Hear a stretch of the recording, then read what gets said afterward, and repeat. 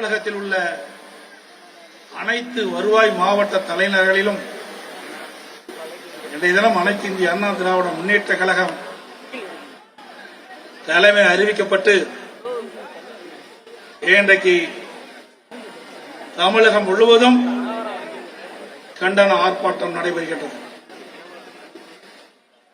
இங்கே கள்ளக்குறிச்சியில் நடைபெற்றுக் கொண்டிருக்கின்ற கண்டன ஆர்ப்பாட்ட நிகழ்ச்சியிலே எனக்கு முன்னாலே கருத்தை தெரிவித்த மாவட்ட கழகத்துடைய செயலாளர் முன்னாள் எம்எல்ஏ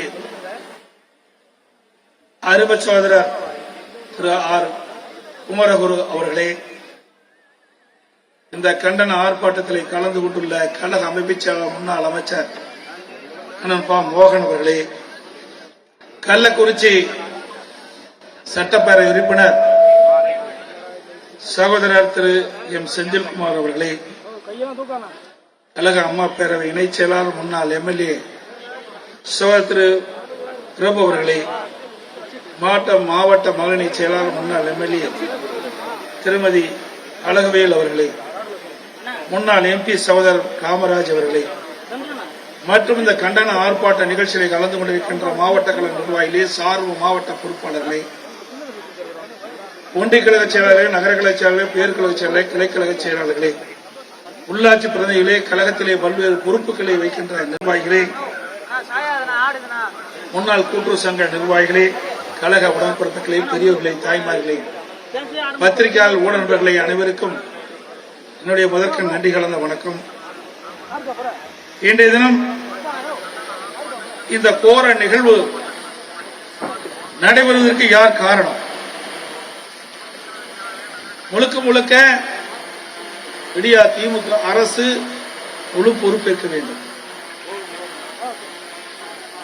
இந்த விடியா திமுக அரசு பொறுப்பேற்ற பிறகுதான் கடந்த 3 ஆண்டு காலத்திலே தமிழகம் முழுவதும் போதைப்பொருள் நடமாட்டம், போதைப்பொருள் விற்பனை, கள்ளச்சாராயம் அதிகரிப்பு, கள்ளச்சாராய குடித்தருடைய இறப்பு, இதை நாம் பார்க்க முடியும். இன்றைக்கு விடியா முதலமைச்சர்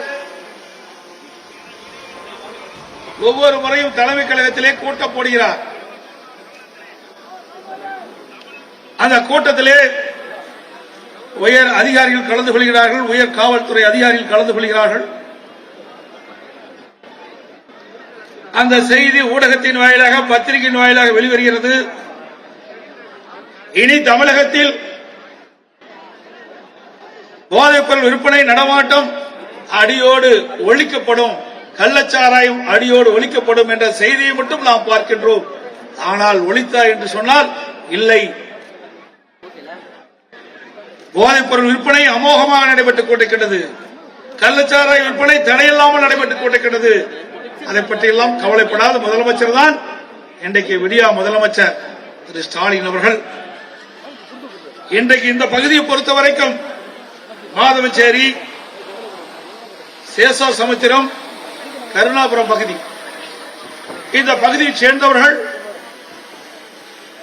இந்த கள்ளக்குறிச்சி நகர மைய பகுதியிலே காவல் நிலையத்திற்கு அருகில்,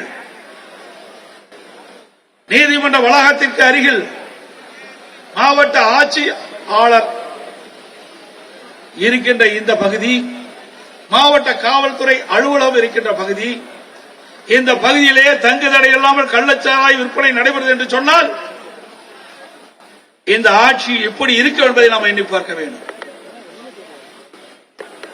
இன்றைக்கு அதிகாரிகளை இந்த ஆட்சியாளர் ஆட்டி படைக்கின்றார்கள்.